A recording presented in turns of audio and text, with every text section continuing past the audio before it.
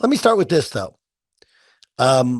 So technically, LeBron James has a player option, right? A player option, so he can not sign or opt out of his player option, become a free agent, and essentially pick where he wants to go, right? But LeBron James at 40 years old, well, his options are kind of limited. Nonetheless, Rich Paul, his agent, was on the Rich Eisen show, and he asked about LeBron's upcoming player option this offseason. I think they've been on pins and needles for a while. I don't know about that though. I wish I had the answer, Rich. I don't know. So you don't have conversations with him about how much longer he wants to play? It's early. Okay. No, early. I don't have conversations like that. I go into each year like he's continuing to play. I never even like talk about that. I don't talk about that. Well, I mean, you are his agent and his best friend. So look, we can just cut to the brass tacks. LeBron's not going anywhere, right? They just drafted his son.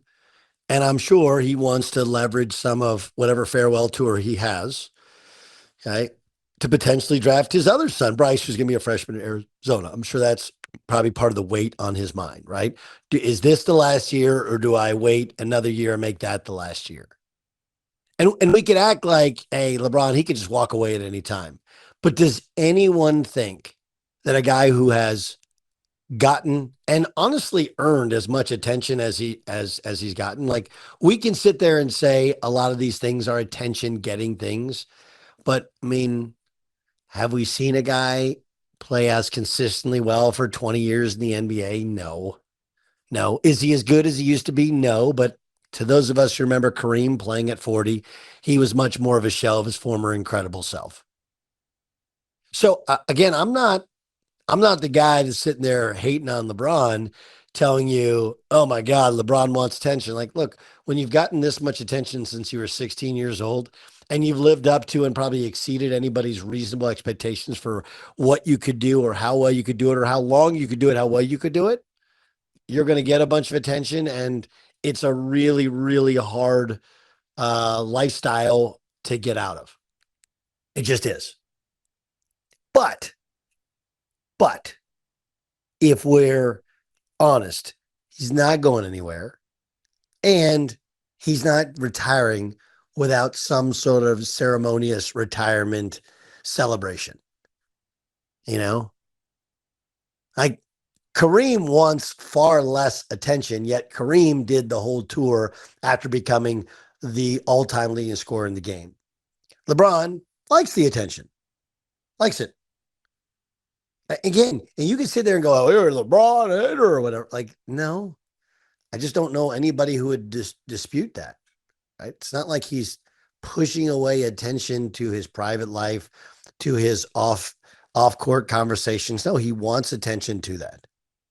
So, he's got his production company. That's his little baby. He makes movies and does documentaries out of it. All great. All of that requires attention that, hey, we have this here, and you get that through LeBron James getting attention. But I mean, this is like a nonsensical question. He's got a player option. Because if he really, really, really wanted to win in LA, he would go, hey, here's what we'll do. Let's opt out of this, sign a minimal deal or a small deal over a couple of years, and then let's go to work and go get me some guys that can play some defense. I don't, and when Rich talks about the Lakers being on pins and needles, like, is that what you need? Is that, because that's obviously leverage. Why would you do this? You would only do it is if you want to have some sort of power organization that you play for, right? And he wielded that power to get them to draft Bronny and play Bronny way above the level of his competency at the time in which he was drafted. And whether or not Bronny becomes a full-time NBA player and a guy who's a reasonable rotation player has actually nothing to do with the farce that took place last offseason. Because last offseason, we were told there was multiple teams interested. There weren't. You had JJ Redick in one of his first press conferences saying he earned where he was drafted. He didn't. Again, it doesn't mean that you can't draft a guy. You're allowed to draft a guy and say, hey, he went through a hard issue. He had a hard first year at USC, but we see the future as being bright. But to sit there and go like, well, he earned it. Like, doing what? But nonetheless, that was all because LeBron has power and he leveraged it. And he's like, look, I don't want to leave LA, but I also want to help raise my kid, coach my kid, see my kid grow. You guys are going to draft him. He'll play some with us and some of the G League, travel with him. It'll be an awesome experience. And I'm sure for Bronny, it probably was, outside of a lot of the yakking on it. And for LeBron too, right? Yeah, some of that stuff, strikes close to home and really hurt him. But when he zooms out, he's like, I got to spend a whole year with my son in and out of the NBA. Probably wants to do it with Bryce, whether or not Bryce isn't even as good as Bronny. So he has power. He's trying to leverage that power. That's the only reason for doing it. Because at some point you start talking about this stuff and guys are just rolling their eyes like, oh, he's not going to retire without a proper send-off. The league wouldn't want him to do that either. And we can act like the league it's like something nefarious from the league. It's not. It's not. If the league could have done it with Jordan, they would have done it with Jordan. But with LeBron, I mean, they don't want to kill the golden goose. They want him around as long as possible. They just want to keep milking it. And you can sit there and go like, I'm tired of LeBron. But if it comes out and LeBron says, hey, this is my retirement tour, you're going and gobbling up those tickets. You're going to watch TV a lot more. Because it's LeBron. He's Haley's Comet. It ain't coming around for another 87 years. By the way, Jace, do you think people who are like under 40 get the Haley's Comet reference? I feel like that's a really dated our age reference of Haley's Comet, because Haley's Comet hasn't been around in like 40 years and won't be around for another 40 years. And unless you were a kid or adult lived through it, you have no idea what I'm talking about. I think it's a pretty tangible reference for any educated generation. But I guess that's saying a lot. That's assuming that our kids are being educated. Yeah, don't get me started on that. Is there a TikTok on Haley's Comet? Is there an Instagram reel on Haley's Comet? You'll get the first 10 TikTok results will be Haley. What's Haley Bieber? No, the Haley is the wife of the Bills quarterback. What's her name? Seinfeld? Ryan Smith here is a big Marvel fan. She was one of the Marvel characters. Seinfeld. There you go. Seinfeld. So go past all the Haley Steinfelds. What's the deal with the Bills? Comet. Sorry.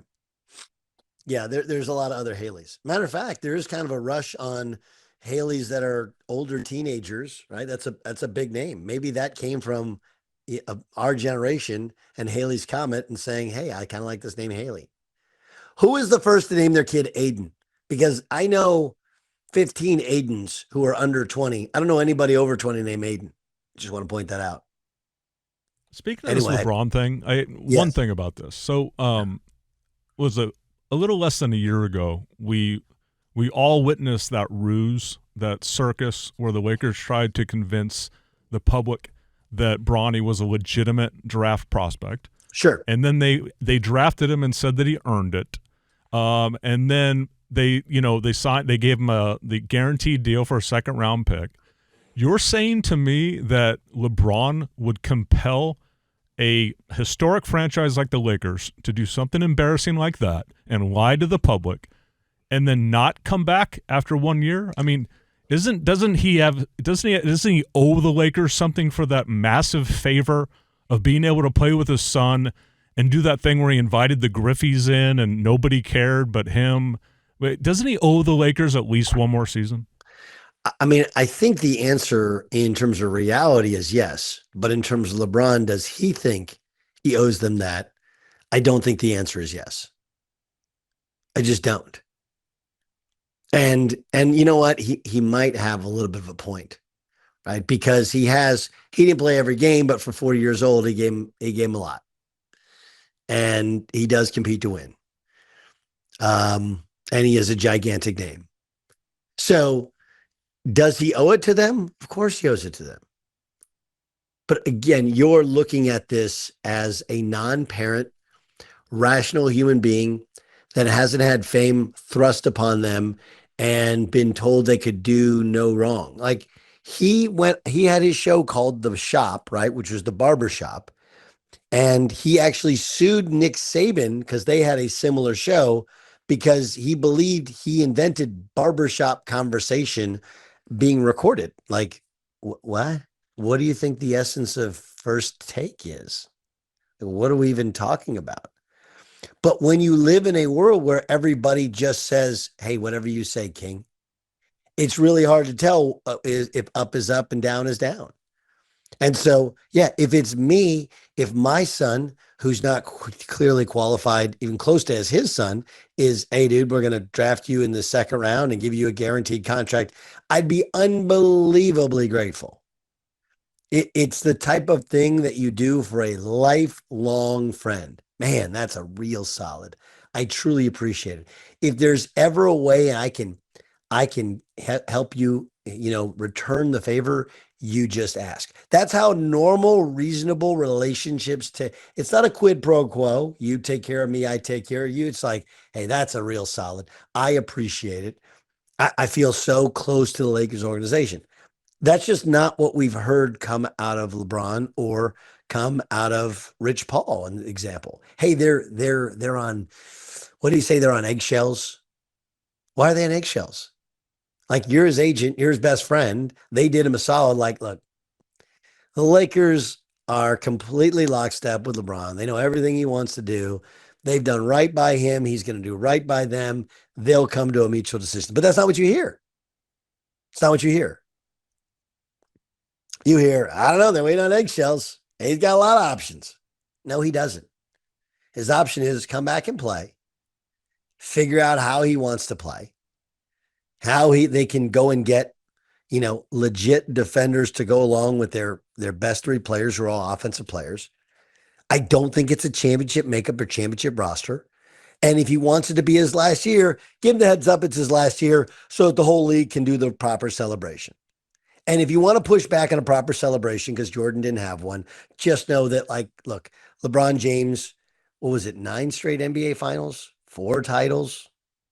He's in any conversations, the greats of all time, and he's done it for a long time. And I continue to say this. If the worst thing that he's done is force the Lakers to draft Bronny and play him and do that whole dog and pony show, that ain't that bad.